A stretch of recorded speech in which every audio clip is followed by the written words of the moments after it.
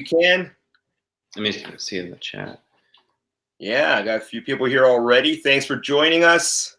Wow. Tonight on Let's Hang Out with Mr. Ryan Giffin tonight, investor, entrepreneur, and beer connoisseur. Excellent. Hang on, where's my brewski? Going light tonight. There we go.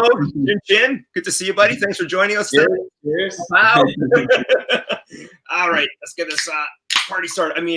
Hang out with interview started here. So, we got some comments here. Hopefully, hey, Kevin's here. Kevin. Let's see, Kevin. I hear you got some good news for us today. Kevin, tell us. I heard a rumor. Is it true? Rumor. YouTube world wants to know. Let's see. He says, hey, let's see if he answers anything. Hey, LifeLadder, how's it going? Hey, Dave, how's it going? Kevin, how's it going? Good to see you guys. Thanks for joining us tonight. Let's see. Jose. Yo, how's it going? I'm going to do my best tonight to get everybody shown here. Everybody, obviously, we're a great big family here, so make sure everybody's together and subscribe to everybody else's channels here. So there's Mr. Jose again. He's asleep. Amazon, hey, thanks a lot for connecting today. Appreciate that. Thanks so much. And let's see. And Kevin, we're away. There you go. Kevin says, I did it, man. Daniel's program got me monetized. Woohoo! Congratulations. Congratulations, man. That's amazing. You did, dude. Yeah, you hustled, man. Kevin's got some hustle to him to do it that fast. No kidding. Incredible. No kidding. Okay, I took a look at your last few videos, and you had 800 plus views on. I was like, whoa, this guy is on fire. Good for him. Good job, buddy. Great work. Great. I had the pleasure. My first collab video was with Kevin, and just such a good guy to work with. Like he even like offered like help like edit my video. He's built to just succeed in YouTube. Like he's definitely got that personality, and the string lights behind him as well. It just keeps me like I just sit there staring at them. Sometimes they're amazing. He knows his stuff. He knows his stuff. So, guys, this is what we're gonna do for tonight. We're gonna ask Ryan some questions here about him being an investor, an entrepreneur, and a beer connoisseur. Okay, and then we're gonna do some rapid fire questions with him as well.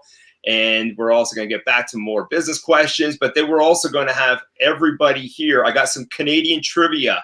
That's right, Canadian trivia for all of us tonight. So I want everybody to partake on this one. This is going to be a lot of fun.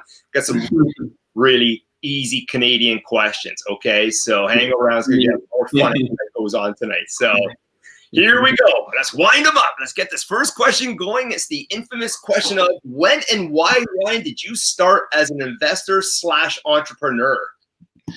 So to answer that question, I first realized that I could make more money when in a sales position.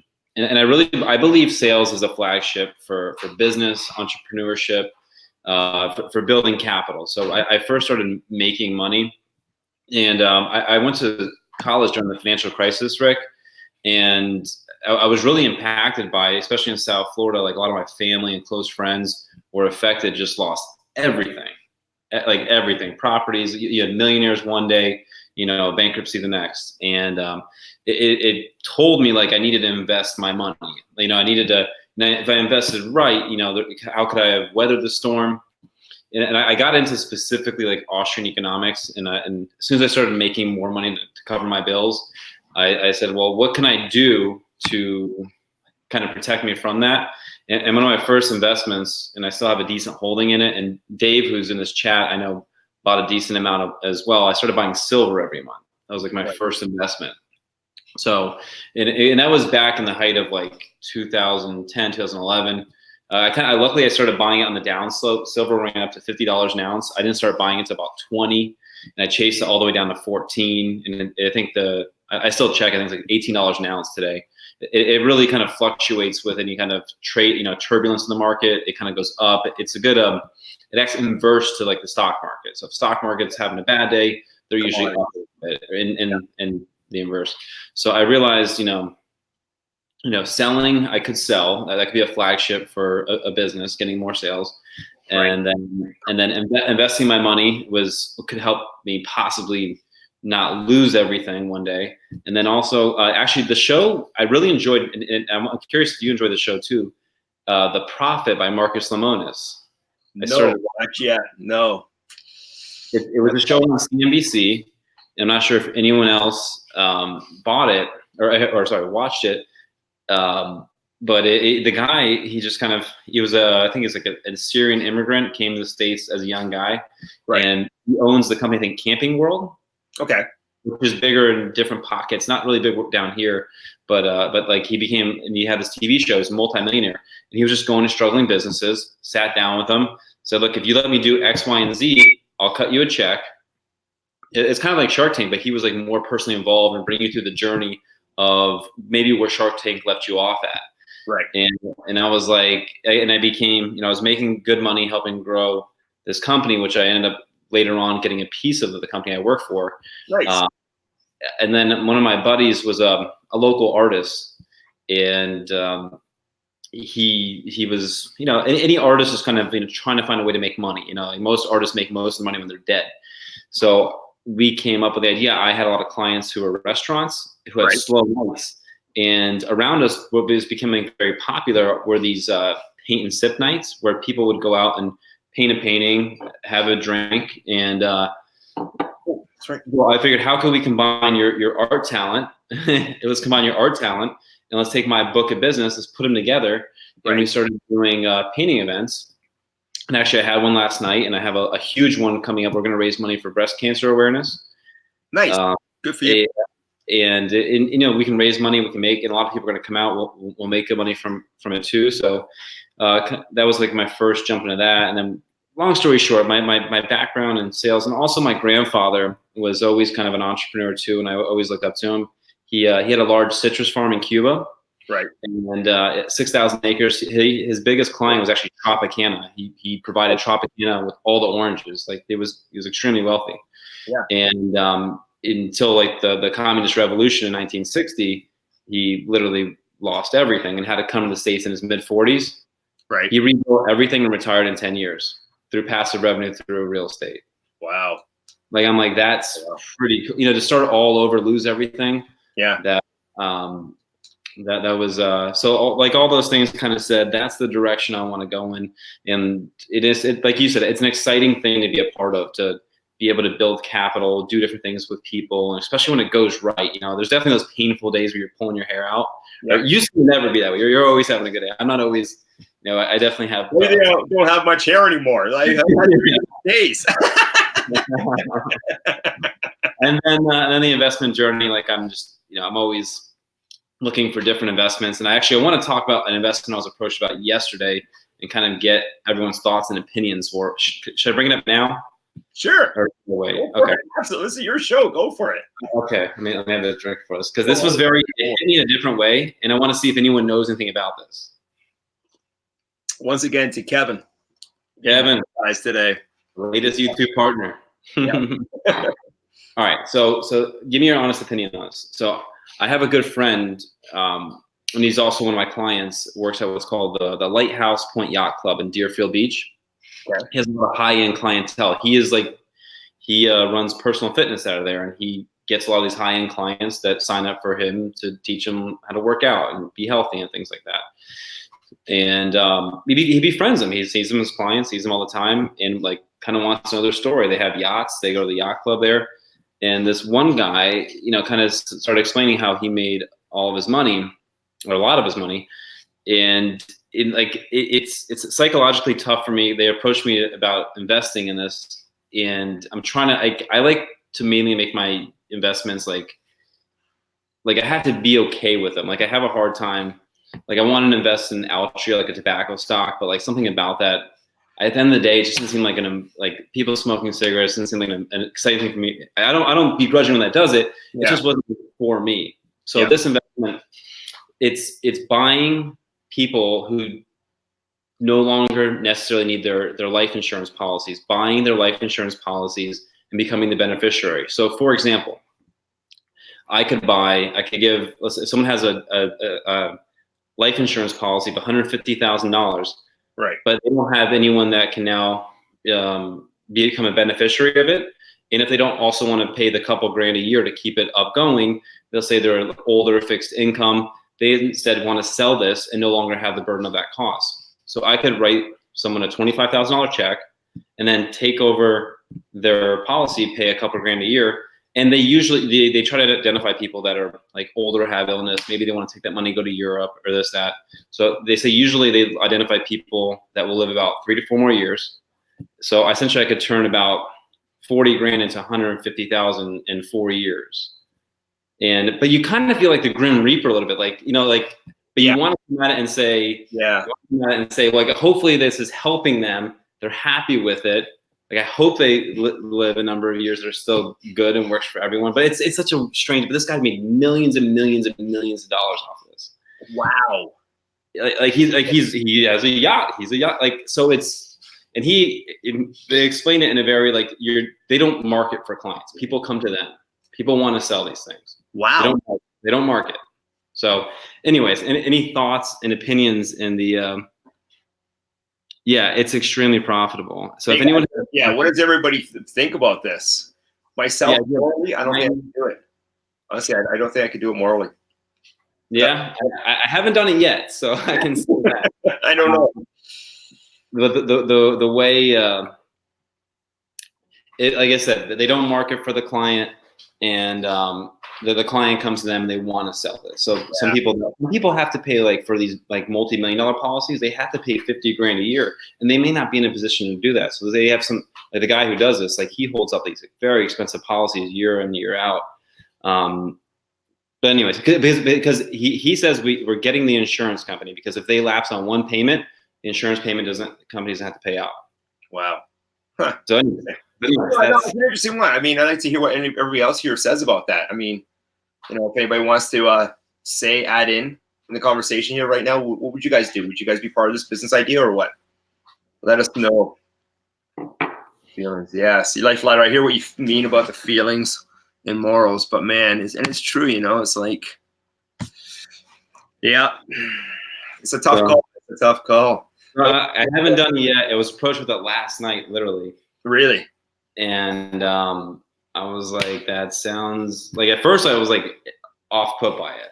Yeah. And then I slept on it, I called him again this morning and just had more digging questions. Like if I were to do it, I want to, like, physically talk to the person, like this is, I want to really feel at the end of the day, and that like the person benefit from this. Like literally, they have testimonials of people, like, saying, like, I appreciate you did this. Like, someone got a chance, sold their policy for $108,000, traveled the world for their complete year, died 6 months later, and wrote a note like a few months before they passed and said, "Thank you so much. I was able to do everything I ever wanted to do." Yeah. So, yeah. Rick, it's weird. I get it. I think that's right. I mean, anyway, I would like to know more of the details about it, to be honest. I mean, some, offline, you and I just talking about it, but right. I mean, I don't know. I always go with my gut, and my gut right now is like, I don't know if it's because I just start drinking the beer. Or if it's every year that you stroke the check to, like, pay the policy, like, you don't want to have, like, this weird feeling like, oh, this person's still alive. Like, you don't want to. What happens to keep on living? Like, that's a very, like, weird feeling to feel, So. Ugh, I don't know about that. Sorry. Okay. I'll tell you that in this world, people make money doing all kinds of things. Oh yeah. This is a market. It's interesting. Yeah. Anyway, so that was question number one. So. That's question number one. Oh wow, we only got 15 more to go. Sorry. Okay, how did you learn? I mean, you kind of touched on this already. How did you really learn to be an investor / entrepreneur?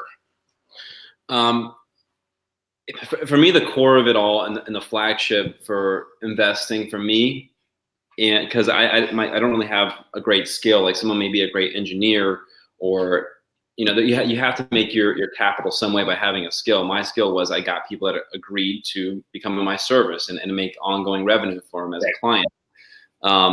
So I felt like learning the skill. One of the majority owners of the company, it was a great salesman and was extremely patient with me, looking back on it. And I went, doing door-to-door sales is, I think everyone should do. Absolutely. Totally agree. Put yourself in like awkward conversations. But I really feel like with anything, with business, I was explaining to someone new I recently brought on the sales, really view it as you're not selling, you're trying to help this person. Like business at the end of the day, you're providing value. So right. You don't get upset if you don't get the sale, get the deal. You have this amount of value to present to someone. And if you come off like you're trying to sell and push, that's not a natural thing. It's either I can provide this much value. And I mean, I think once I realized that it's just a value proposition, that's all like sales in business does. It provides value at the end of the day. Absolutely. Build up as a relationship and add value to what they're doing or they're purchasing product or service. Absolutely. Absolutely. And the money just represents the fact that you do bring, yes, it confirms you did bring value. Yeah, definitely. Or else you won't survive. You'll be out of business. Absolutely. Everybody, just lay out any questions that you've got for Ryan, okay? Any types of questions. Thank you, Daniel. Thank you. Hopefully business related though. Any type of question. I knew it was coming. I had to get a haircut before the show. Yeah, who was it that just mentioned that? Somebody I think mentioned that one. Oh, there we go. Here we go. Good old Daniel. So hey, next question. How did you learn to be a beer connoisseur? Lots of practice. Yeah. Tough one, eh? That's a tough one. To be a beer connoisseur. Wow. My palate has changed over the years. So of course, when you first start off, it's volume. It's I mean, in Canada, you guys get the Keystone Light 30 racks up there. We don't allow that up here. Okay. So 30 miles south of the border, and it's strange in Canada and Florida, you cannot buy beer in quantities of 30. Okay. But I think in upstate New York, where it's so cold, you only see the sun for a few months a year. They just say, sure, we'll pack more in there, and like 40 ounces. Those were some crazy. I won't go too far into some crazy days. But in my later years, I delve into the whole craft scene's really taken off. Like microbreweries. Big time. Have you ever? I mean, you were in the restaurant business. Have you delved into any of these craft? I'm sure there's been a lot of investments opportunities for it. Are you in the business? Yeah, when we got our last bar that we were that was part of. We were getting approached all the time by the local breweries, the local craft guys. We did carry a few of them. Yeah, they're fantastic beers. So the quality is just amazing on some of them. So I really jumped into that. I went through a big IPA phase. Yeah. Where I felt like it was, to sit back and drink like a bunch of beers, like not that entertaining to anymore. Like having a couple really good ones is worth it, and that kind of gets to the point, Yeah. And then recently, I've really gotten into my wife. Actually, she would always reach for these darker beers. I've been really into stouts, porters, nitro stouts. If I go to a bar with them with nitro in the line. So and I'm in the restaurant business. I'm in the hospitality business. So a lot of my clients, are very nice restaurants. I go to food pairings. I go to where they'll line up course meals with different beers to taste them. And we'll do it with wine, with rum, with beer. It all depends on. I try to really support my clients. That's part of. We've had the opportunity to actually, like this past weekend. If anyone followed me on Instagram, I stayed at the Waterstone Resort with one of my clients, and you just get to know quality in food. But that's probably a mixture of those things. Yeah. Good for you. Good for you. Let's see. LifeLadder. Yes. Hang around. I know you're from Alberta. Hang around. We've got some Canadian trivia coming up shortly for Ryan and for everybody, to be honest. So this will be a lot of fun. All right, Ryan, describe yourself 10 years from now. 10 years. I will be the son I'll be the father of a teenager, which will hopefully mean I will be not working 70 hours a week anymore, 80 hours a week, and I could be going to whatever he's interested in. Right. So I picture myself being that way, and the idea is how to have more passive revenue to do it. So that's the whole goal. And we were talking off camera. A part of entrepreneurship is to create businesses that produce money. And I talked about a book. I asked you in the live stream that you were on Daniel's show about the book E-Myth. And the book kind of says there's this notion that entrepreneurs, maybe we should redefine what an entrepreneur is, really challenges it. because a lot of these, the E myth is that these people just own jobs. They don't own a business. So that's where maybe I'm, the word entrepreneurship, I think, should be held to a higher standard. I think I'm working towards entrepreneurship, personally. Yeah. I can create truly, likely my company will sell in the next 5 or so years, and I'll get a nice liquidation from that. And the idea is to build up more passive revenue streams. And right now I'm focusing on, real estate specifically. I'm trying to build up more dividend stocks. And I mentioned I bought a Tesla Model 3. That is correct. Congratulations. And I only bought it with one upgrade. I bought it with the fully autonomous self-driving. And and the idea is because the car wasn't that much more expensive than, let's say, a nice SUV, which my wife, we needed a new car. Charlie's in the house. Hey, Charlie, thanks for joining us.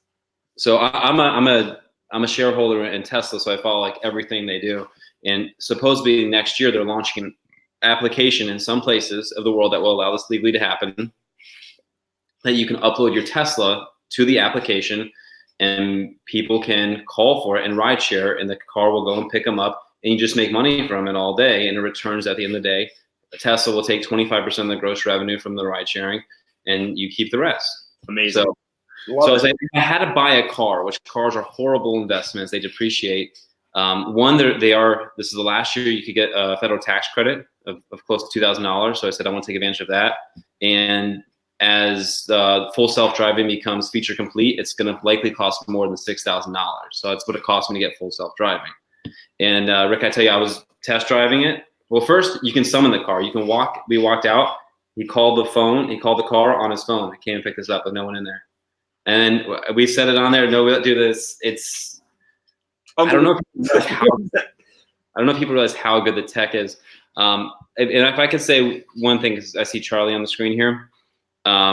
Everyone, please, and Rick, you as well. You guys were two people that actually really put out cash, and I really appreciate it towards the Bahamas relief. And I've signed up to go to the Bahamas to help. I missed one trip while I was on vacation. Good for you. And that money went towards having the ship that's going to bring us.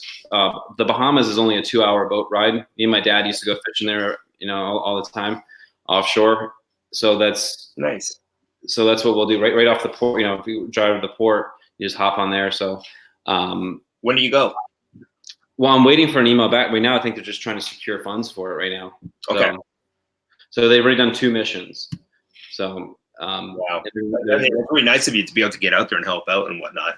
I'll document it on the channel when it happens. So yeah, I know they've still been emailing, but they haven't confirmed. So anyone spending jar, anyone in the chat here, make sure he makes really great videos, has amazing B-rolls, and I think his channel just deserves a lot more, and I think it's gonna be a lot bigger than what it is. Got it. He's a great options trader, which and also Dave's experience with that. I've never played around with options really. The talent that's here in this room right now is just off the charts amazing. Like that's the cool thing. All you guys know so much. I mean, I was talking. Yeah, who was I talking to? Well, I think it was Daniel and Jose the other night. Just saying that I've learned so much from all you guys. It's just amazing, right? Dude. So keep giving the information out there, guys. Everybody, we might not say it that often, but man, tons and tons of people do appreciate your knowledge and you guys sharing, and it's really cool to give back and do this sort of stuff and help out others. It's really, really nice. It's really cool. So keep it going, please. That's awesome. So Dave said he's going to go to the barber and ask for the Giffin. I saw that. That's right. All right. You're still a young pup, but what's been your greatest failure so far? And what's been your greatest achievement so far? Business, personally, or? Yeah, business. Yeah. Business. Investment, whatever you would like to discuss. I try to be open and pretty transparent with the channel. That's the whole point of it, and hopefully what'll keep it authentic. I think as an entrepreneur, I tried to start a marketing company with a good friend of mine. He was a client and he wanted to start that, and I probably should have vet him a little bit more on how he wanted to keep so much control and not fund any of it. And I was on the, and anyways, it didn't work out. And long story short, he's a good friend of mine, all that, like you talked about, I think you have to go into any business or investment situation saying there's risk involved. If you lost, you probably miscalculated your risk, or you're not willing to accept that there was risk in the first place. So therefore, it's part of the game we're playing. We're gonna fail. Like a video I made, last week. Failure is just, it's supposed to teach you. So now when I work with partners, just try to make sure we're a little bit clearer when we go in. Maybe do more things on paper so it's very clear. Definitely communicate. And then I've recently started buying back into the market of cryptocurrency. I made like really good money on Ethereum, and I kind of just doubled down in the bull market of it all. Good. And I think I probably took close to about 10,000 on a loss there, which wasn't fun. But now, learning the market cycles and studying people who have traded this market much better, I think I'll recognize the bubble a little bit more if a market's overvalued. So those two have been my only real losses. But luckily, I've won a lot more. So yeah, that's the idea. Good for you. Good for you. Good for you. All right. You want to talk about a big achievement? Or let's talk to everybody else here right now. Who's got to hang on? Hey, Berg's Corner. Hey, Berg. One of these live streams. Thanks, Berg. Appreciate it. That's for you. Go to Marcus and ask for 51%. That's for you, Ryan, from Dave. That's a great show. You would love it as an entrepreneur, right? Yeah. Like it's awesome. It was an awesome show. Excellent. I got so much to check out, and holy mackerel. You guys keep me busy. I love it. It's fantastic. All right, let's take a break from the serious questions for a couple of minutes, guys. Let's ask Ryan some, kind of fun questions and whatnot. I kind of came up with some new ones. So let's hear quickly what his responses would be on the Would You Rather series of hanging out with Giffin here. What would he rather do? So here come a few. Yeah, that's right. You might want to have some more beer before you get. No. Take a break. Hopefully my wife's not watching. There we go. All right. I got a few questions, about 75 of them. No, I'm kidding. And let's see how fast you can answer these puppies. Okay. So here we go. Would you rather? I'm not going to say would you rather for everyone. I'm just going to say would you rather for the first time. That's now. So would you rather have 3 feet or 3 hands? 3 hands. Would you rather wear shirts that are 2 sizes too big or have them all to be 1 size too small? Oh, man. I'm probably, it's going to maybe sound like too much. I'd probably go smaller. I live in South Florida. We don't really wear shirts all the time. Yeah. Hey, guys, everybody that's here, throw in your answers as well. I'd love to, we'll go back over them and see if there's some good ones in there as well. Yes, here come the hard-hitting questions. Here we go. Would you rather lose your sense of taste or your sense of smell? I'd rather be able to taste. Yeah, to taste. Yeah, I really enjoy food and beer. Oh yeah. Would you rather be able to whisper or only be able to shout? Oh man, that's a tough one. Probably shout. Probably want to be heard. LifeLadder has a sense of smell. Would you rather be able to freeze time or travel in time? Travel in time. Yeah. Okay. Good one. Jose said whisper. All right. Would you rather live without music or without TV? Without TV. Ooh, answer. I'm a guitarist. Would you rather know when you're going to die or how you're going to die or when you're going to die? When? Yeah. Okay. Really?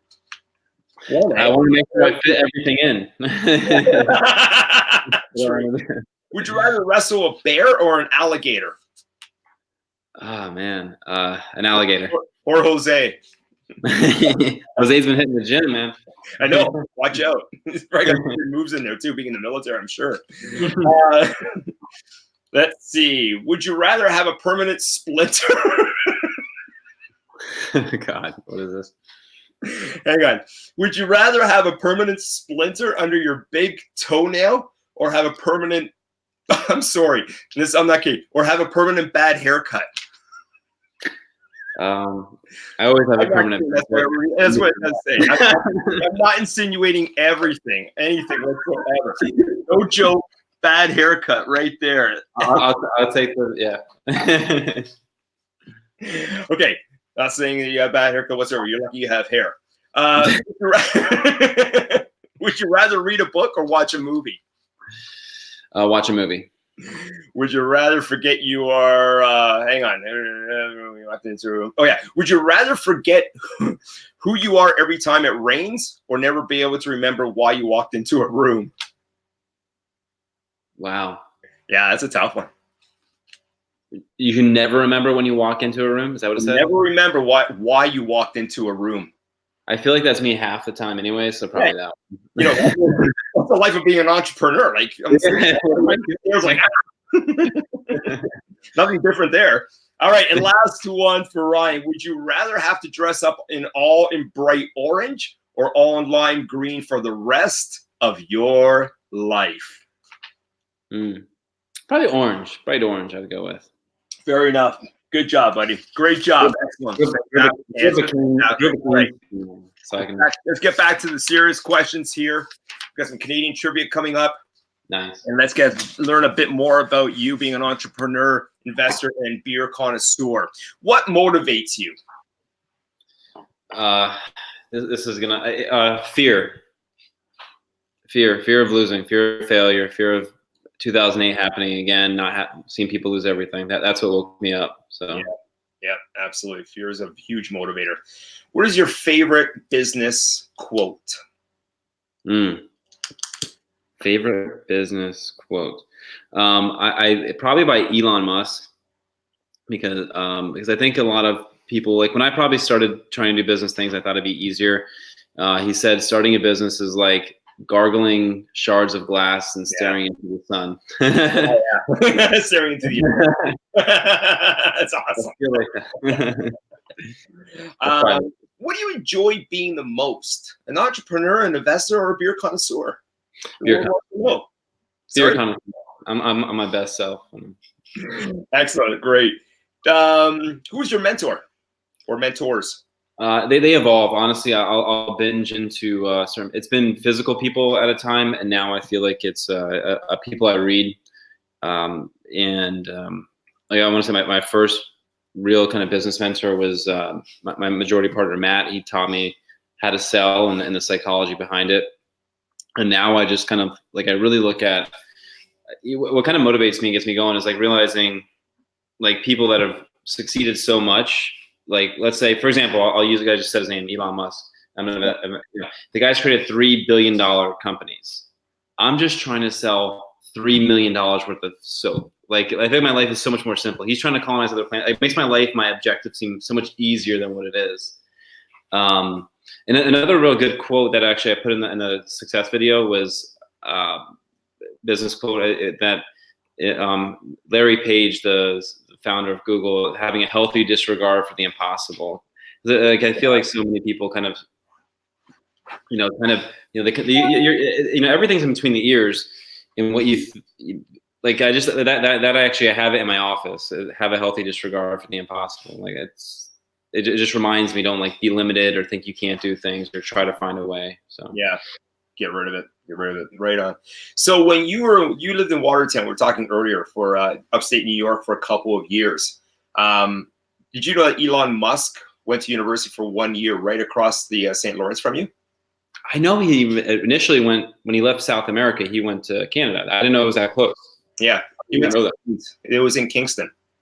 So wow. I think he just went there for a year. So I don't know, do some research. You might have been in that area maybe the same time that you were up in Watertown. Yeah, no, that was before, like, because PayPal like was in the early 2000s and all that. He's a little bit older, but I take just this is. I live with Canadians. They know when people don't think Canada. You guys do the Canadian trivia. You guys wait. I got some good ones on this one. So coming up to that in a few minutes. You could give your 15-year-old self one bit of advice. What would it be? 15. That's a good question. That things are coming to mind, but I mean, I was a rebellious teen. Like I did things, so I probably would have not maybe focused. I don't know. It's hard to say regret, but like I had two things. I would have rebelled a little bit less. Maybe focused on like I was a decent baseball player. Actually, I still got a scholarship to go, But like, I think like I just didn't take the best care of my body. Like I ended up tearing my shoulder and stuff like that. So take a little bit better care of myself. And also I would have I would have gone for certain ambitious things a little bit more. I think I kind of I wasn't as I wouldn't have started a YouTube channel back then. Like I wouldn't have put myself out there in perspective. So I was maybe I was naturally more of an introvert at the time. So I've been less fearful to be an extrovert of sorts. Got it. Hey, Gen X, thanks for joining us tonight. Thank you very much. Good to have you on board. All right, we're going to take another quick break. We're going to ask Ryan a few quick rapid fire questions. And we're going to see everybody else place your bets down on this too. I want to hear what everybody else is saying as well. So if everybody's ready, get your fingers on the keyboard. Hang on. Your break. You're right. 1 second. Cheers. Awesome. All right, guys. So here we go. Ryan and everybody else. Whoever's the fastest making the comments here, see if you can beat Ryan. Okay? Everybody's up against Ryan on this one. Ready for these rapid fire questions? Here we go. Hold on, Kevin says. No, sorry, LifeLadder. Hold on, I need my beer. Got it. All right, 3, 2, 1. Game on. Over easy or sunny side up? Sunny side up. Ryan wins that one. Glass half full or half empty? Half full. Ryan wins that one again. Coffee or tea? Coffee. 3-0. Come on, guys. There may be a lag. There's a lag from my phone, I think. Oh, yeah? Is there a lag? Oh, I'm sorry. Watch, all of a sudden. Going. Early bird or night owl? Early bird. Early bird. Jose's in. Jose's in. Texting or talking? Talking. Dark chocolate or milk chocolate? Dark chocolate. Invisibility or super strength? Super strength. I love that one. Pie or cake? One more time. Pie or cake? Cake. Star Wars or Star Trek? Star Wars. Chicken or steak? Steak. iPhone or Android? iPhone. Beach or mountains? Beach. Beach. Nice. All right. Back. Good job, buddy. Good job. My wife's in the mountains. Back to the real questions one more time here, and then we're going to get into Canadian trivia. Everybody's favorite. Look at Jose go. Dave go. Cake. Beach. Beach LifeLadder. Vegan Fit. Thanks for joining us. Howdy. How's it going? If you guys don't know Vegan Fit, go and check out her channel, guys. She's been, her and I have been following each other now for the last few months. She's really got cool videos going up every so often. So once again, everybody support one another here, by all means. This is a lot of fun. Great group to be part of. Thank you very, very much as well. Once again. All right, next question. What is the most interesting business that you've been involved in? The most interesting? Most interesting to you. I find the warewashing business to be the most interesting. Putting dish machines. I have over 400 customers now, active clients that buy every week. So there's just so many. Good for you. There's always something going on, always a challenge. There's just different unique concepts. People, you meet all different kinds of people. Chefs are very interesting people. If you spend your life cooking over a flame your entire life, like it just changes you. Like they're just different people. And anything else you want to say about that? Yeah, they're just interesting. You deal with interesting people, and they're most of them, and it's a very volatile business. In South Florida, we have a pretty seasonal economy. Like we're coming out of like the slow when it's really hot in August and September, and the kids are going back to school. Snowbirds aren't down here yet. Yeah, it can be a bit of a challenge. You have those tight weeks where it's just not as fun. Then you have these robust months like January to March are just huge. Your mailbox is stuffed with checks every day, and what's that? Life's tough. those are nice, but then like during the hurricane that we kind of got a scare of, like we had no money come in. You still got to pay payroll, the light, and all this. So it's and I think just the size of the business makes it. Now that we're doing a couple $1 million, it just makes it. It has a lot more complexities and interest. And I'm learning I've learned so much from it over the last. I've been doing it for 9 years now. So good for you. Good for you. That's amazing. I'm proud of you. Great job, man. Great job. What are your top 3 favorite books? You talked about it. I think it's everyone's red pill, and I think everyone should start there. Is Rich Dad Poor Dad. Even though I really don't care for much of Robert Kiyosaki, like when he talks, I think he's a lot of hot wind. But the book is absolutely gold. Another one. What else do we have there? I think E-Myth really kind of fundamentally changed the way I thought about what I thought an entrepreneur was. That's got to be one of my favorites. I really did enjoy the book by Peter Thiel, however you pronounce it. He was also a co-founder of PayPal, called Zero to None. Zero to None, yeah. So if you're trying to trying to find these investments that are, like I know there's a lot of dividend growth investors in here, and buying the blue chips, the best, good PE ratios, but trying to find these, trying to find these businesses that are, like disruptive and that we're not aware of, and like how he's been able, like he was an early investor on Facebook and Yelp and all. He had good access to the right people being part of PayPal and took bets on them, but how to be uniquely different. I really enjoyed. I went into Tony Robbins for a while. I did enjoy his book, Money Master the Game, a lot, and I kind of went further and read Unleash the Power from Within. I thought that was valuable. I actually went to a UPW event. He actually doesn't live too far from here. He does events in Palm Beach all the time. I found those were valuable when I read them. And I'm saying top 3. It's in the last year. I used to try to read a book a month. In the last year, I've just delved into YouTube content and now creation as well. So I put down the books. I really want to read The Value Investor by Benjamin Graham. I think it would really help me. And anyone in the comments, read that book, Benjamin Graham, Value Investor. I have it downloaded in my Audible, but I haven't plugged it in the ears yet. I think it would really help me understand, because I'm so attracted to these companies that can or these ideas that can change the world, like your Teslas, or your cryptocurrencies, or anything that's like disruptive, or even like genomics and like ARK. They're a hedge fund that invests in like all these kind of space. To me, it's very like stimulating of the brain. Dividend growth is great too, but it's I think the value that book by Benjamin Graham would give me a greater appreciation for him. So I knew Gen X would say that. The Intelligent Investor. Is that what? Am I pronouncing it wrong? It's in my Audible. JMac, is it by Benjamin Graham? Gen X says yeah. Oh, he's listing off some of his favorite books. Yeah, so there's some really good ones to read. There's probably some I'm forgetting.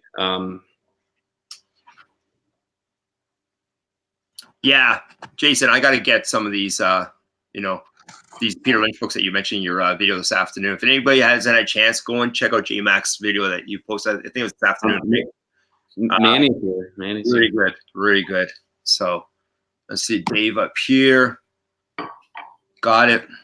Oh, sorry, he's Intelligent Investor. I'm sorry, JMac. I have it in my Audible, and if that's what inspired and Warren Buffett, I think it should be on everyone's reading list. So that'll be the next book of when I sit down and really do it. After I become monetized on YouTube, I'll jump into that. Well, Crushing It by Gary Vee. I went through a Gary Vee. I think I read his. This is a while ago. Jab, jab, jab, right hook. That's a good book to read, because it kind of teaches you more about, like, you have to in content creation or in business, you have to create so much more value. Jab, jab, jab, before you get the sale, the right hook. You can't just show up and expect someone to give you their money or their attention. No, it doesn't work. No, you have to. The value proposition has to be so much further for the person that's gonna you want to enjoy your content or your product or your service. Yeah, definitely. Manny, thanks for joining us tonight, Manny. Appreciate it. So, yeah, Jose says Manny's face. Manny, that's a great picture. That is awesome, buddy. That's a great That's really good. Okay, so, all right, next question. Oh, hang on. Great book at Manny The Average. Yep, exactly. There we go. Next question for Ryan. So which of those books do you think has kind of positively shaped you? If you could pick one, which one do you think it would be? I probably want to say, because probably Money Master the Game, and I'll tell you why. Because before I read that book, I was so deep into. Actually, another good book to read is by Peter Schiff, called Why an Economy Grows and Why It Crashes. And I was all into those books, and I got all into Austrian theory, kind of F.A. Hayek. His book he wrote was Road to Serfdom, a macroeconomic book.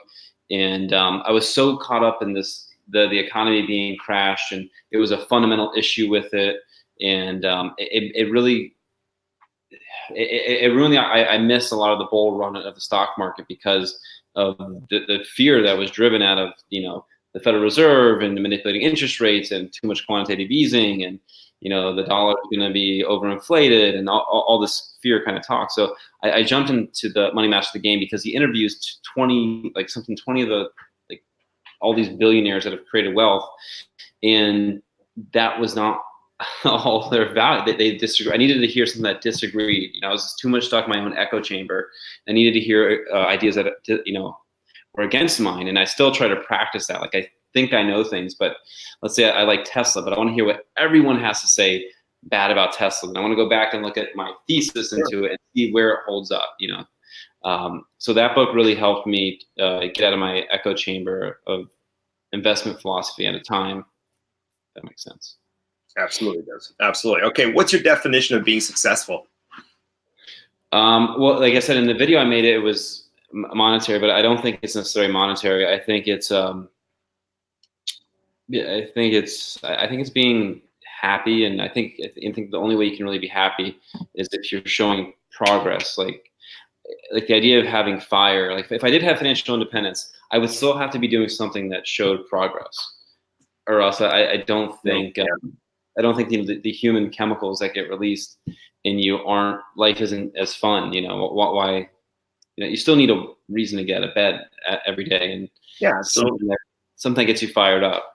Absolutely. So absolutely. I totally agree with you. Totally. You have to have something to do every day. You need that growth to happen, to occur. Hey, Tasha, thanks for joining us. Great having you here. So, okay, guys. So we're going to do a little bit of Canadian trivia here for everybody. So here, get ready. Let's have some fun. I am going to, first of all, because of the theme of this being Canadian, I'm going to open up a Molson Canadian. I don't know if anybody knows of this down there. Yeah, I'm going to open up another one. Yeah. Absolutely. Everybody else, if you guys are having a beer with us tonight, by all means, grab one now. Excellent. Okay, so here's what we're going to do, guys. I want to see, this will be fun, because I think there's a few Canadians here as well. Let's see how good everybody is on their Canadian trivia. And, this is fun because our countries are so similar at times. And I travel so much in the States, and, hopefully you guys have had a chance to come up to Canada and whatnot. It's just, both of these countries are amazing. They're beautiful. In Mexico, I got some property in places in Mexico as well. And it's just so. Mexico, the country? I'm sorry? In the country, Mexico? Yeah, in Puerto Vallarta. Wow. So, I live 30 minutes away from Canada, and I never went. I did go to Canada. I went to Vancouver.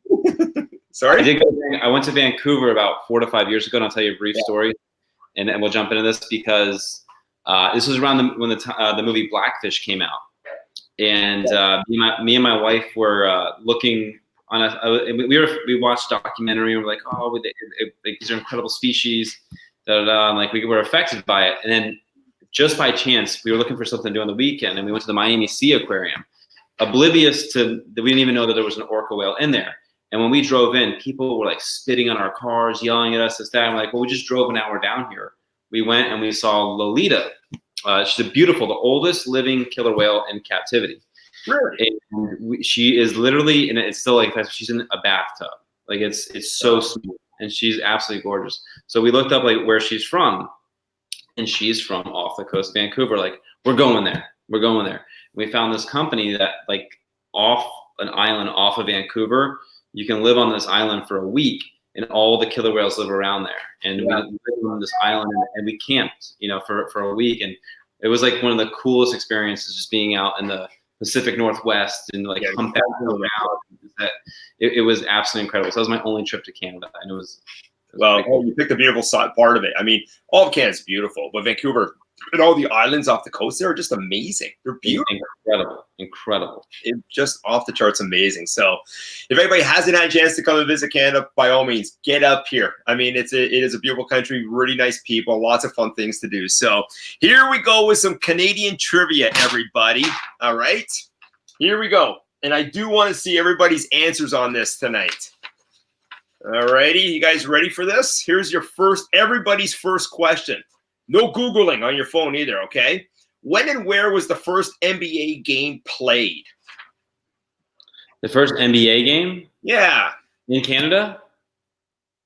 No. NBA. Was NBA game.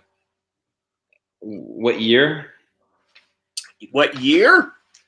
Is that what you're asking? Or where? Where? When and where was the first NBA game played? I'll guess Quebec. Nope. No. Anybody else? Oh, Jose gets it. Toronto. That's where the Raptors are. I should have said that. That's correct. That's correct. But our name was not the Raptors at that time. It was called the Huskies. Oh. There you go. But what year? Anybody? 1946. Nope. Oh, wait. Yes. How'd you know that? It was 46. It would have been after World War II. Yeah, it was 46 against the New York Knickerbockers. You wow. know, right? Wow. Pretty wild, eh, guys? I mean, some of these questions. I mean, I was looking at the answers, going, "No way, this is cool." I knew that one alreght because they were actually going to change the Raptors a few years ago. They're going to change it to the Huskies, back to the Huskies, and they have Huskies nights every so often. So for everybody, I can't believe Kawhi Leonard left you guys. Won a title and left. Yeah, I know. Well, no Kawhi, no problem. Don't worry, we'll see. We'll see how this season goes and whatnot. So, what is Canada's official sport? Hockey. Nope. Everybody thinks that. Anybody? Come on. Well, let's see. LifeLadder, you can't answer this. You know this.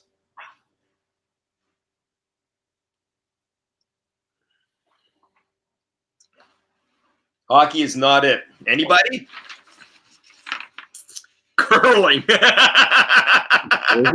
Is it really curling? No, I'm kidding. It's not it. Curling's huge here, though. I think we're like the most the most watched country for that sport is Canada. That's right. LifeLadder lacrosse. It is lacrosse. All right. Next question. Oldest brewery in North America is blank. Labatt, but I'm probably wrong. Oh, it's Molson. That's right. Molson, 1786. That is right. Wow. So, Ryan, this is for you. Do we have a $1 bill? Yes. Nope. I should have said. We have a loonie. Do we have a $2 bill? Oh. Yes. Okay. We have another coin. It's called a toonie. The loonie again? Your address after this. I'm going to send down 2 of them to you. Yeah. The Halloween term trick or treat was first used where?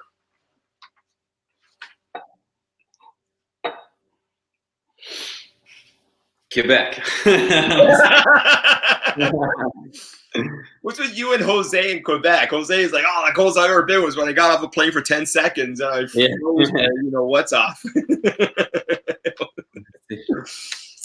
The term trick or treat for Halloween was first used where? Anybody? Nova Scotia, J-Mac, no dice. It was first used Romania. Thanks, Jose. It was first used in Alberta. Okay, which is one of our provinces. We do not have states. We have provinces, 10 of them. Let's see. The first YMCA started in 1851 in which Canadian city? I only know like 4 cities. Don't think of that city, please. Let's go with Vancouver. Nope. Montreal. Montreal. Actually, I heard Montreal's great. I've heard nothing. Yeah. What have you heard? Actually, do they miss the Expos up there? I used to actually be real good friend. My dad used to work. The manager for the Expos used to be Philippe Alou years ago. They used to do spring training in Palm Beach. And my dad worked on it with his boat and everything. I used to go see all the Montreal Expo players. So I just liked the Expos, as a kid growing up. Yeah. Yeah, Montreal's, guys, if you ever get a chance to go to Montreal, go. It's very different than the rest of Canada. It's a very European feel. Especially when you go into old Montreal. Oh man, so it's beautiful. It's so fun. There's so many fun things to do. Yeah. All right, here we go. True or false question. Okay. Basketball was invented by a Canadian. It was, what's his name? I don't think so. I'm gonna say no. What's his name? Naismith. Is that a Canadian? James Naismith. But was he Canadian? Yes or no? I don't think he was, but I have a feeling. Anybody? Yeah, J-Mac got it. True, Naismith. Oh, Jose says false. I'm gonna give it to the Americans on that one. Let's see. How about it is true? Wow. He was in the States at the time, but he did invent basketball. Let's see. Canadians invent. They're true or false. Canadians invented the telephone, electric wheelchair, insulin, and Trivial Pursuit. True or false? I'm gonna go true on this one. I've been doubting the Canadian. Very, very true, Ryan. Very true. Very true. So, I've been doing them, so yeah. 80% of alcohol consumed in Canada is blank. Beer. That is correct. Now you're on a roll. There you go. Now you're on a roll. Canada is the largest exporter and producer of blueberries in the world. True or false? Blueberry. Actually, I saw. I'm gonna say true because before we took off to Vancouver, we stayed in this, the island. There were berries everywhere. Yeah. And it was just growing wild, like on the side of the street. Yeah. Like not like farmed. Just were there because they were there. So I'm gonna say true. Yeah, everywhere. It's like that in Manitoba as well. It's amazing. Amazing. I think look at the bears. The bears, they come and feed on all that. Yeah, definitely. All right. Good job on Canadian trivia, guys. We got a few more fun questions here for Ryan. All right, it's been an hour almost. So once again, thanks everybody for joining us. If you have any questions for Ryan, now is the time. This has been a lot of fun. Still having half a beer of mine here, so still sit back, have some popcorn, finish off our beers, and have a bit more fun with Ryan here. Let's see. What's the strangest thing you've ever eaten? Strangest thing I've ever eaten. God, I've eaten a lot of weird stuff. Like I'm gonna say it's weird because but it's kind of popular. You'll see it in like pockets. But my wife first saw it, like she couldn't like wrap her mind around it. A restaurant serving alligator. Well, so, but like to me, it's not that weird. But her reaction to it was that it was weird. So I'll say alligator. Got it. Describe yourself in 3 words. Just that's really difficult. Am I honest? Like looking at myself, I would say I would say like I feel like I'm there's 2 sides of me. There's this side that's like relentless, and then a side that's like just tries like is extremely humble and knows that it can all fall apart really fast. You know what I mean? Yeah. So I would say relentless and relentless, fearful, and humble. Got it. Good ones. Good. When are you most productive?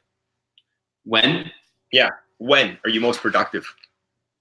I would say after the morning cup of coffee. After 8:30, having coffee at my desk, getting going, and then from like 10 to lunch, I pretty much crush it. Do you? But also now with YouTube, I'm picking up productivity later at night with this, and but yeah, I'd say that those hours after that first cup of coffee, I feel invincible. So you start changing the formats of your videos. They're looking very professionally done. The last one that you did, how long did that one take you to do? I spent one night just I spent the day before I was coming back from Fort Myers. My wife was driving. I wrote out the script. And then Monday night, I recorded it, did a voiceover.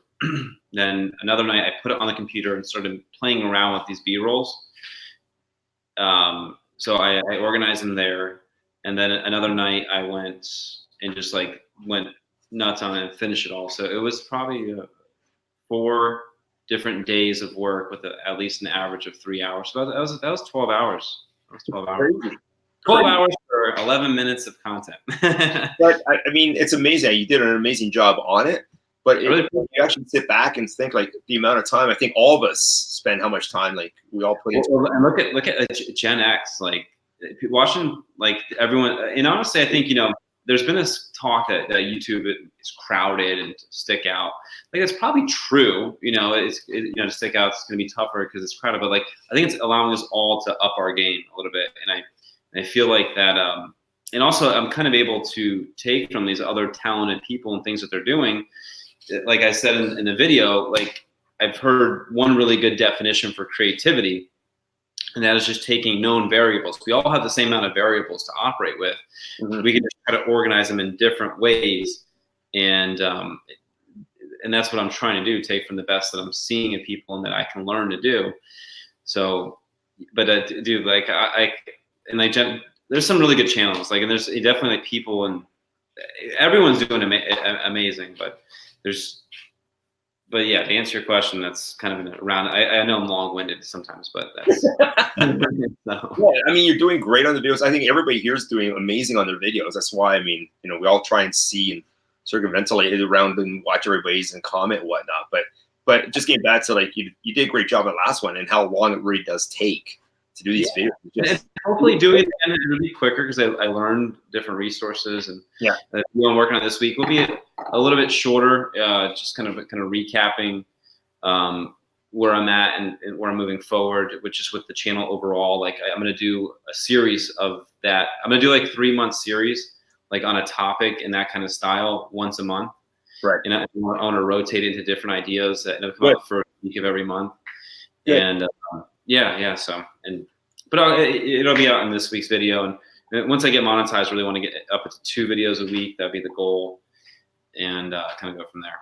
Good. Janice has got a question here for you. What's something you learned recently that you did or will utilize to improve your channel?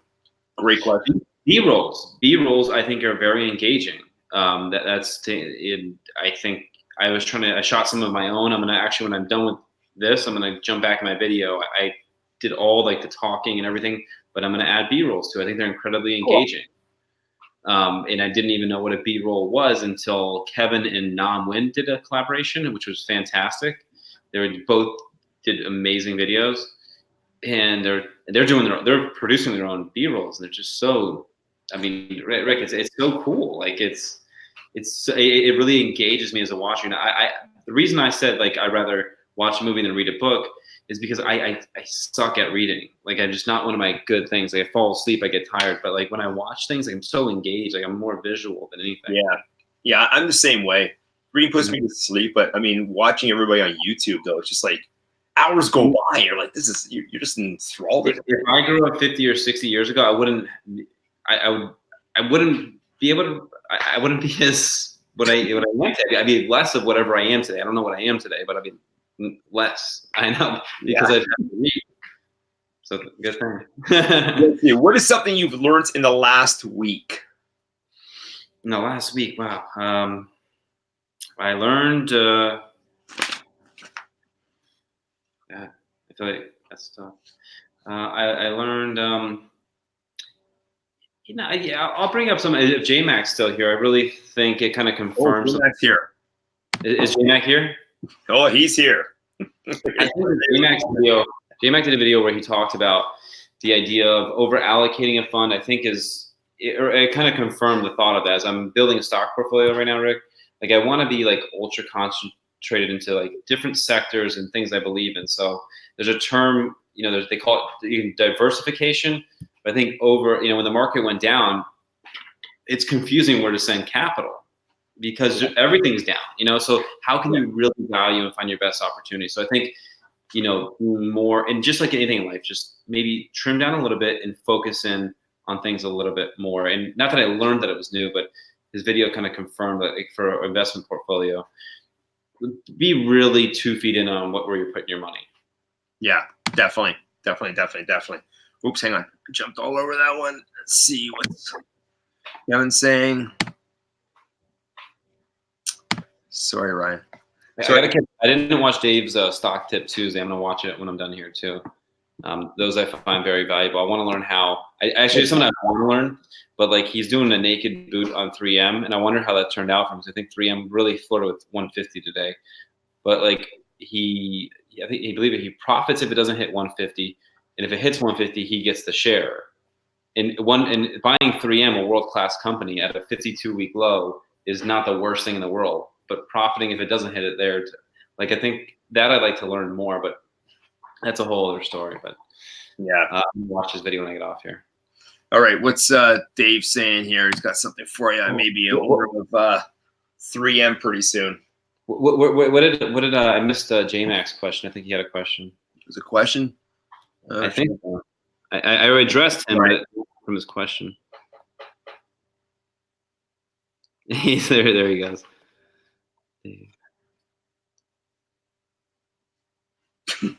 He retracted it. Okay. Hey, I always like to go. Go Panthers, go. When J-Mac, when he talks, I listen. Yeah, that's great. That's great. J-Mac, do you have season tickets for the Panthers? Answer on the side when you get a chance. Okay, Ryan, what's one thing that you own that you wish you didn't? Anything. A Cadillac STS, and if anyone wants to buy it, they can have it. Really? How much? What year? It's a 2008. And long story short, my buddy, I needed to sell. I had a car I needed to sell at the time. I needed to buy another car. And my buddy, he was going to Africa for some military thing. He was going to be gone for a year, and he didn't want to have a car payment. I needed a car, and I bought it. And it's just been. Now I have 2 cars I'm trying to sell right now. I'm buying the Tesla. And it's expensive to fix, and like they don't make the car anymore, and I'm trying to I'm pretty much trying to give it away at this point. So yeah, if I didn't own that, I'd probably be happier. So I think Dave wants Jose to buy it. Jose, you want to? I'll send you the link, man. I got an offer for $2,500 for it today. So Jose, what do you think? 26? Keep it 26. I also have a 2008 Ford Focus for sale. So, There you go. There you go. All right. What's your favorite holiday? Christmas. I really enjoy Christmas. Yeah, Christmas is a lot of fun. A lot of fun. What's your favorite day of the week? Oh man, I really enjoy Sunday. Because it's family day. I really enjoy work and all that too. But I have a 3.5-year-old, and you've had kids. It's everything that comes out of his mouth is you're only going to get it once, and and I spend so much time working, Rick, and doing all that. So it's try to soak it all in on Sundays, and just time. It's always good to separate like that.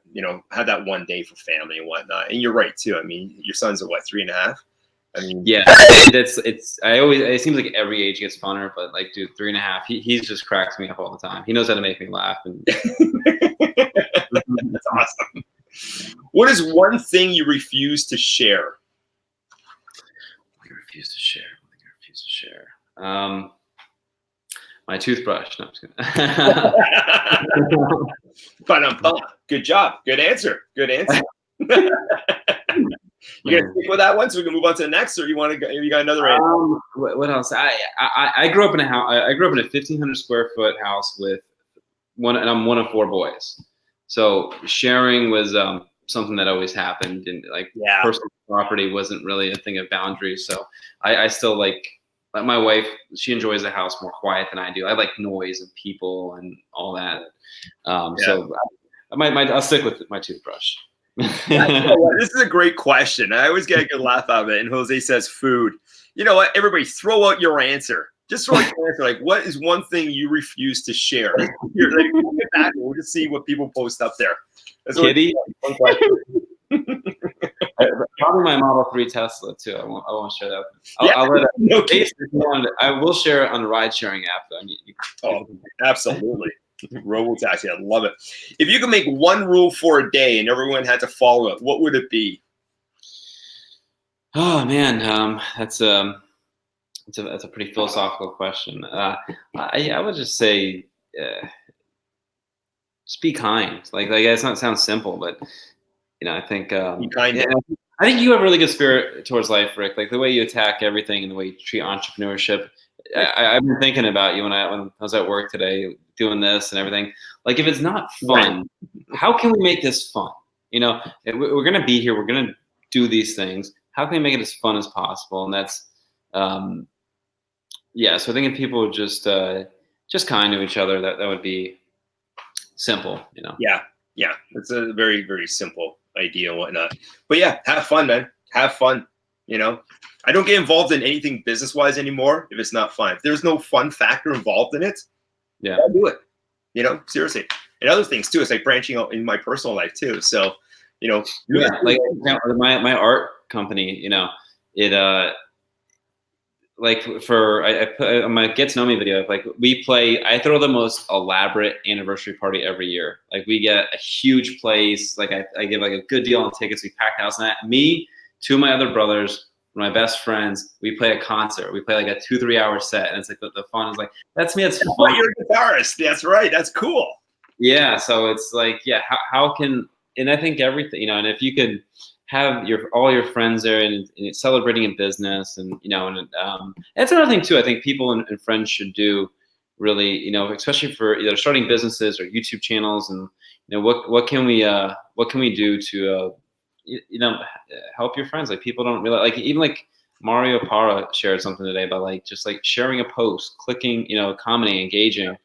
I think sometimes I fear that like my YouTube friends are like I'm having such commonalities with, because I'm trying to accomplish this goal of YouTube with them, and we're in like-minded things of investing in entrepreneurship, that I think that I don't know if I may be weirding people out because I'm putting myself out there, but like I think more people should root for their friends and whatever they're doing. Anyway.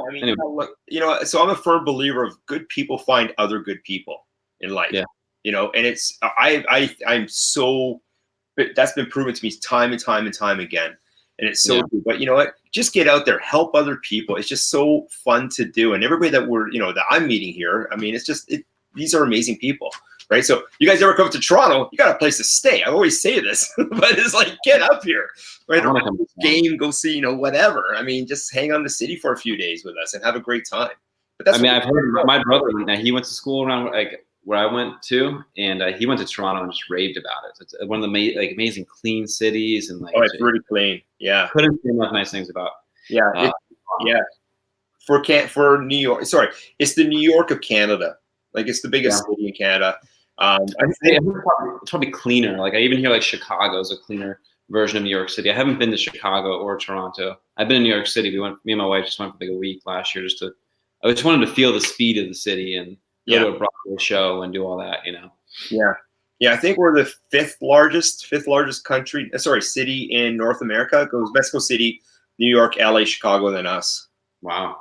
So I mean, and it's a bit of a gem, to be honest. I mean, like I say, every time I travel in the States, I don't hear anything about back home in Canada. I'm gonna take you up on anybody. Yeah, Ryan, by all means. I mean, hey, here's our basement. There's plenty of room down here. By all means, I'll bring some Wilson. Don't worry. It's a fun city. There's so much to do here. But anyway, came back. Everybody, this whole team that we're all part of and whatnot. I mean, everybody look out for one another. Just it makes life so much easier. Gen X, you love Toronto. You been up here? What we need to do, we need to get like a stream where we got like 5 or 6 people. We just bring everybody in together. We can all talk together and whatnot. That'd be so much fun. Yeah, it would need to be organized, orchestrated in a way. But if you could make it, there's an idea behind there. If you could organize something well, it could be very, very interesting and make it very value driven. I don't know. We got to do it. I'll put it together. I got some ideas on it. I was thinking about the other day, actually, to be honest. What's the craziest thing you've ever done? Okay. Okay. We'll all talk at once. Ever done. Oh man, I guess maybe I won't share every story, but one. I don't know. That's a good question. Like I just used to I don't know. Like I used to. There's so many times. I don't know. I used to go out. I used to do some surfing and swimming out in the ocean, everything that. And when the hurricanes would come in and we get the big waves, we get some riptide get thrown around that. And we used to go jump off piers we shouldn't have been, and in our coastal bridges.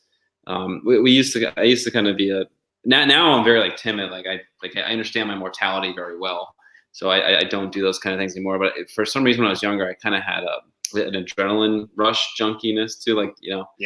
Like we used to do some silly things. Yeah, probably stuff like your father.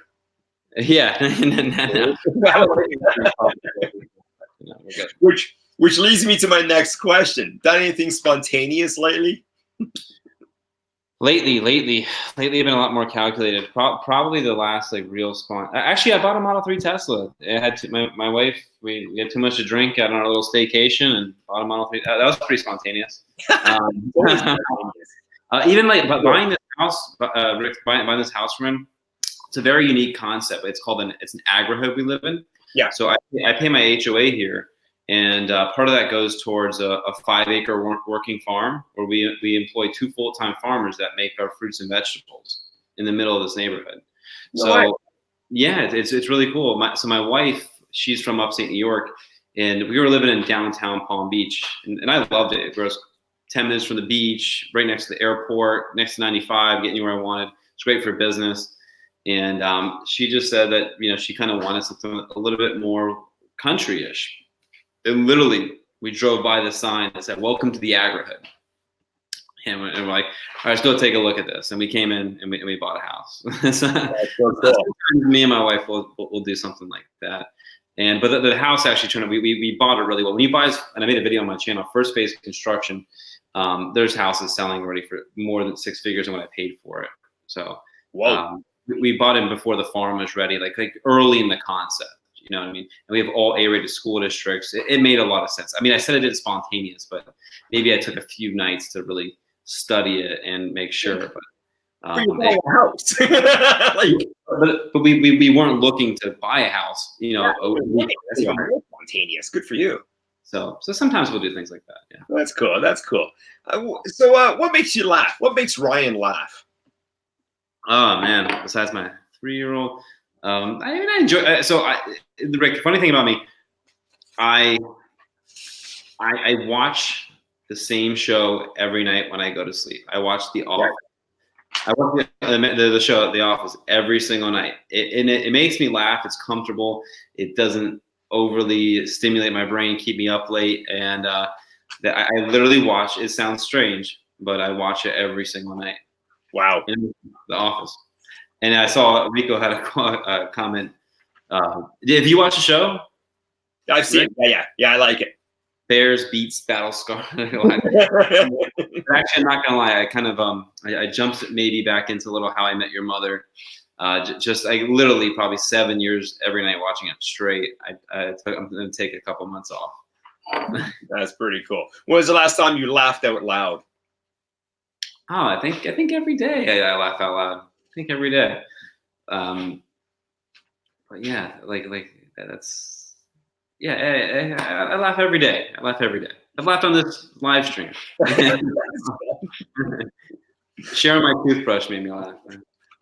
All right, so Jose goes and posts assistant to the regional manager. There he goes. He laughed out loud. Gen X, I love The Office.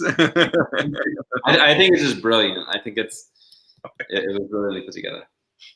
Jose, when he saw Manny's face, the keyboard every day. All right, so you know what? Honestly, what else would you like to tell all of us about yourself, Ryan? Oh man, this has been so much fun today. It's been a blast. I mean, I just appreciate you having me on. I appreciate that. All these people. I think we've kept like a consistent, like close to 10 in the chat.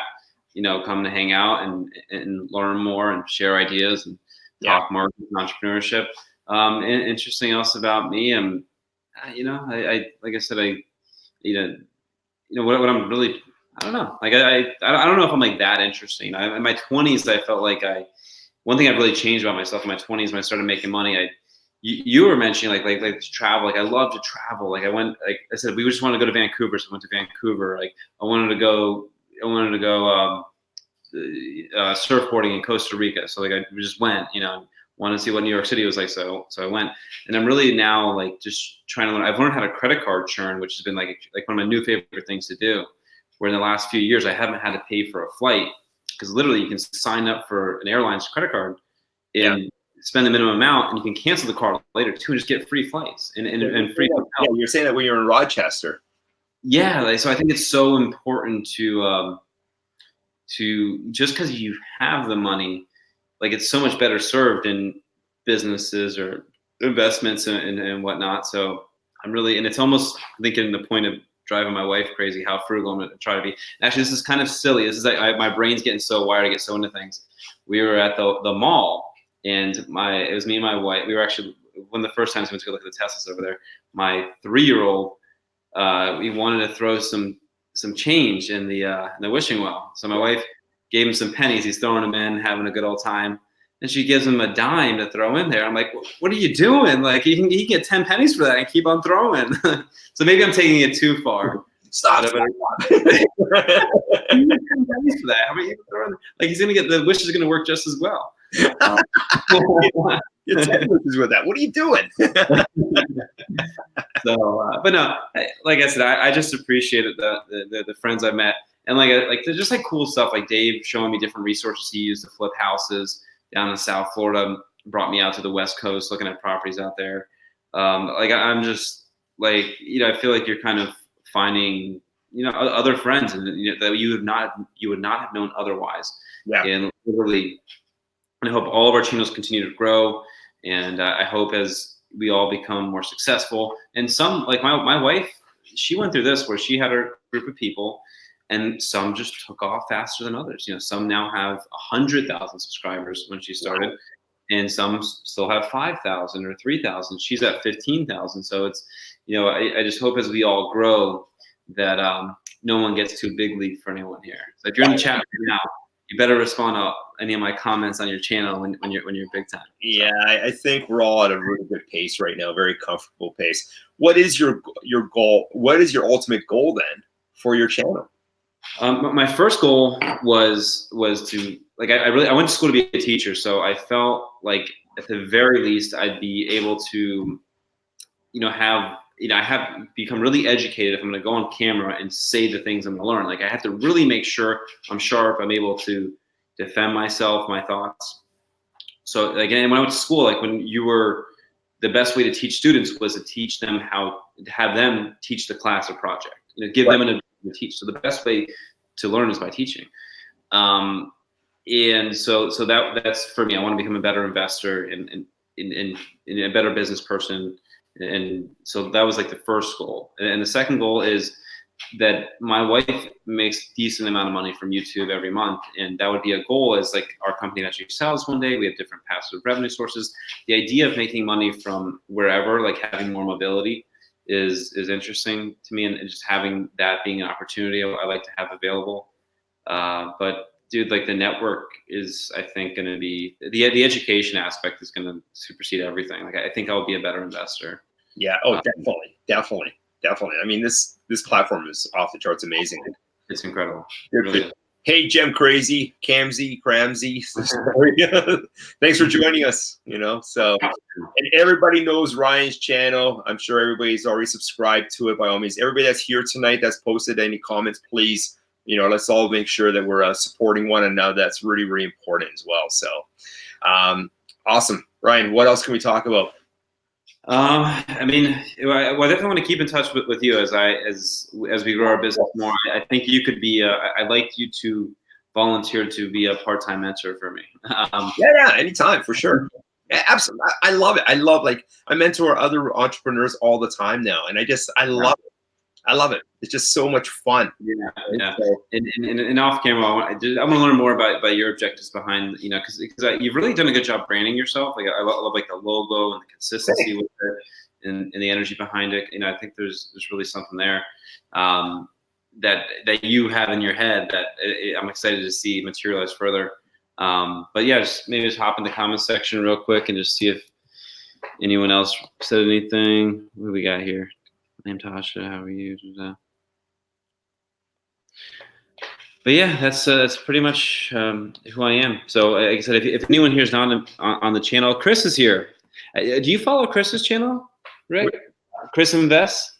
Yeah, of course I do. Chris is over 1,000 on his way to monetize, and his business, his channel, just so well. Every video is so well organized. The research, yeah. The research he puts into every detail in a new topic is just such like, if you're searching for that content, it's such a gem. And actually, when I talked about the investment idea of the life insurance policy, and when I Googled it, when I YouTubed it, I found a video similar to his, the format he uses. Right. And, I wanted to kind of start a dialogue with him. I'll probably bring it up in one of my YouTube videos, and he's usually in the comment section. So sorry, I missed. Oh, there's Chris. Hey, Chris. Sorry, I missed you. Sorry. There you are.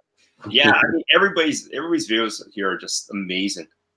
And again, one more time, congratulations to Adventures in Us getting monetized. That's pretty incredible. Amazing. Great work. Great work. Like I said, and I like to see what's coming out next out of Kevin's channel, because his quality of videos just keeps on keeps on improving.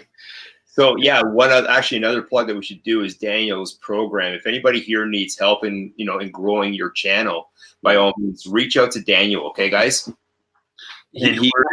Informed Trades. Here he is. Okay, he's got a very, very helpful program out there. So, I mean, he got Kevin monetized in what, 6 weeks? Like a month? Like how long did it take? Like, I think that's 5. He was like at 5 subscribers, I think, something like, or maybe 6. But he just broke right up. He was. I think he was probably like 2. He had a lot. The Kevin was doing great at the time too, but still, it really does help. I mean, it's just right. Everybody, we're all helping one another here. That's what it's all about. Like, however, right? So, I'm helping with my information. You guys are helping with your information. We just got to keep going and keep connecting and keep networking and helping. Yeah, and Daniel, I brought this up to Daniel, and I think this could be huge. And I don't, not to put him too much on the spot now, but I think that now that he has, and deservedly so, increased the cost of his course. If he could offer referral links, especially like early adopters, that that we could help market his program, and I think like even beyond us, like we're smaller, but like if he could get this in front of like the right influencer, I mean, he could go from selling some courses here. I mean, literally, how many the market's incredible for people that want to partner with YouTube. Oh yeah, so, definitely. So Daniel, we're referral links, bro. Hook us up. Definitely get the affiliate marketing program set up, Daniel. By all means, there you go. And I think like what he's doing. You talk about long-term goals, like there's people.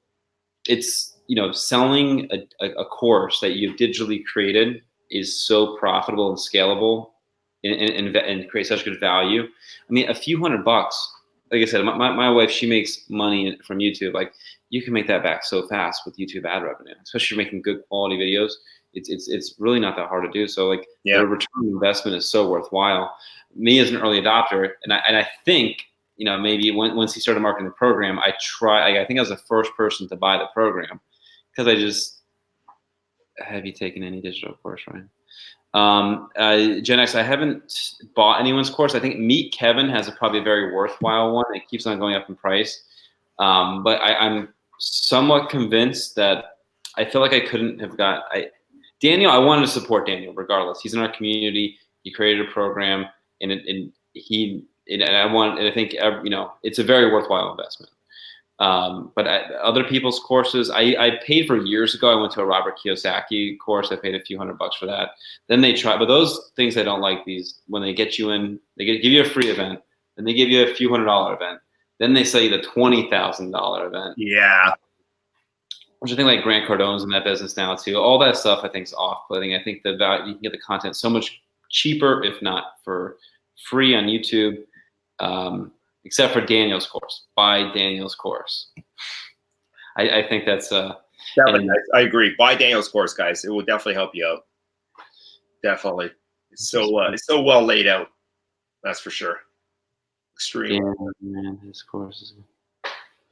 But yeah, I don't think there's anything wrong. Like for how much ridiculous amounts of money we spend on college, these courses being a fraction of the price can probably actually make you a lot more money.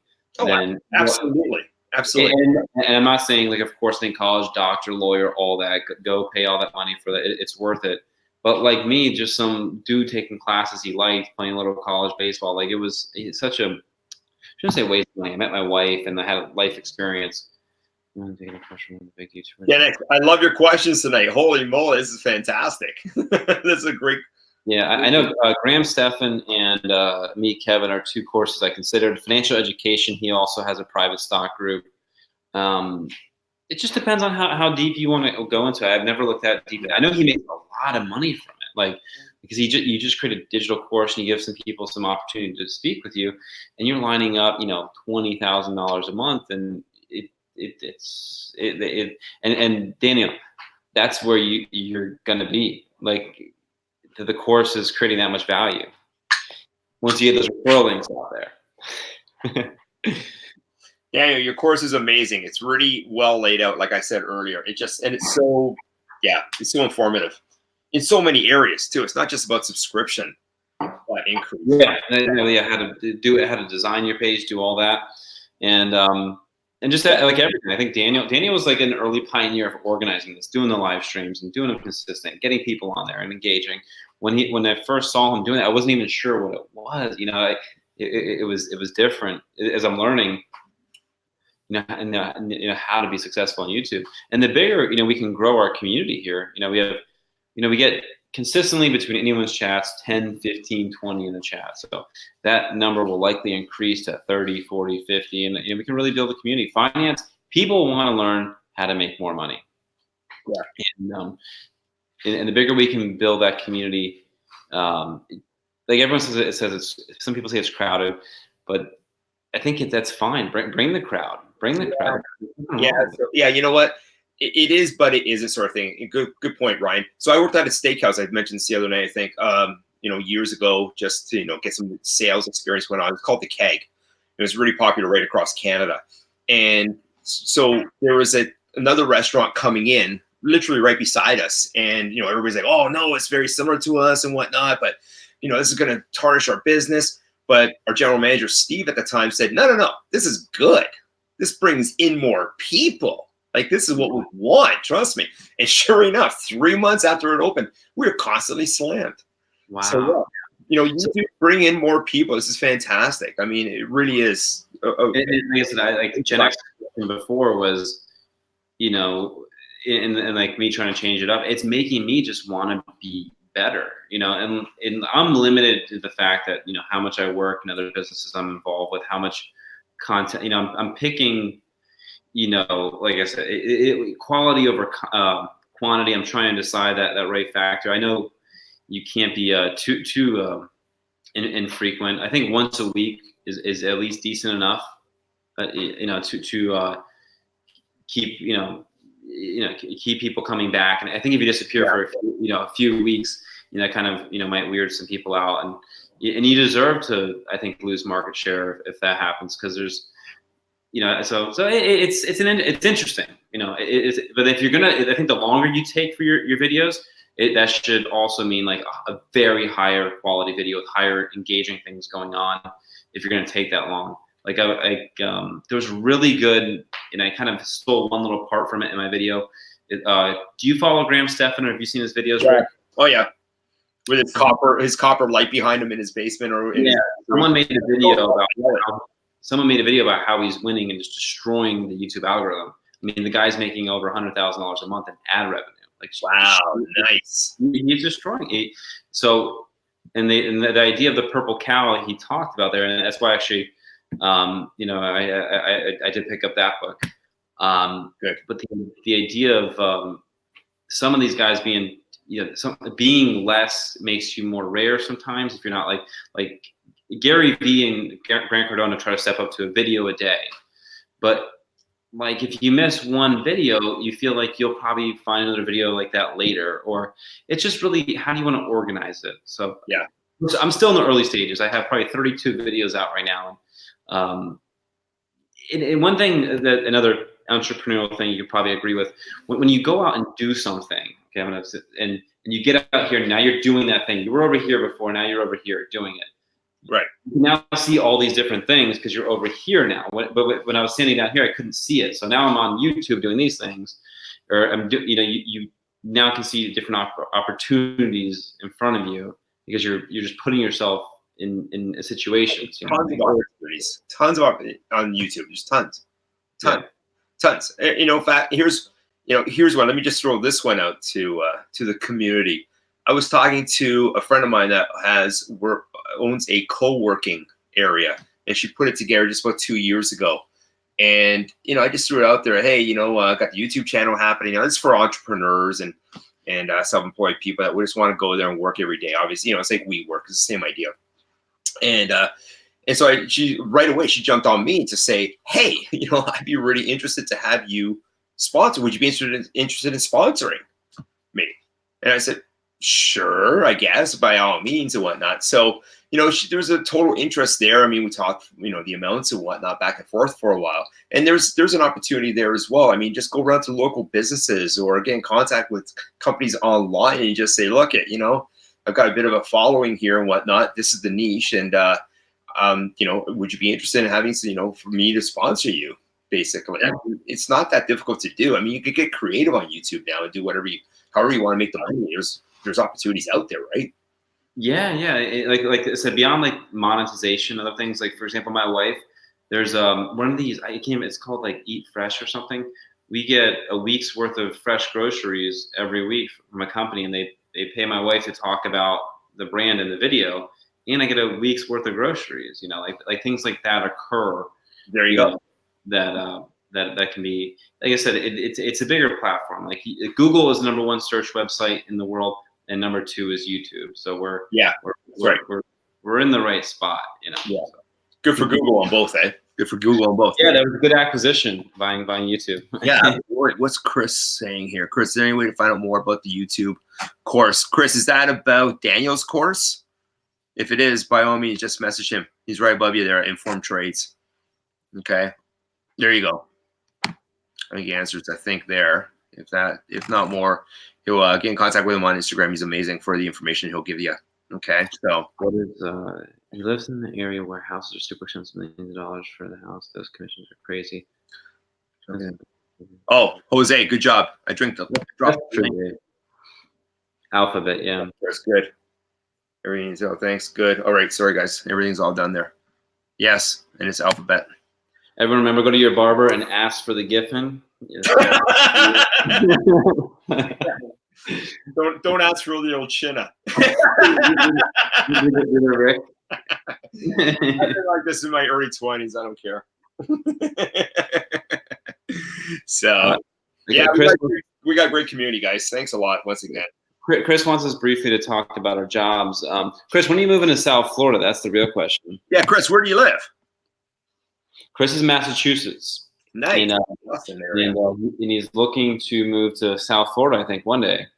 And we'll definitely have to link up for a beer.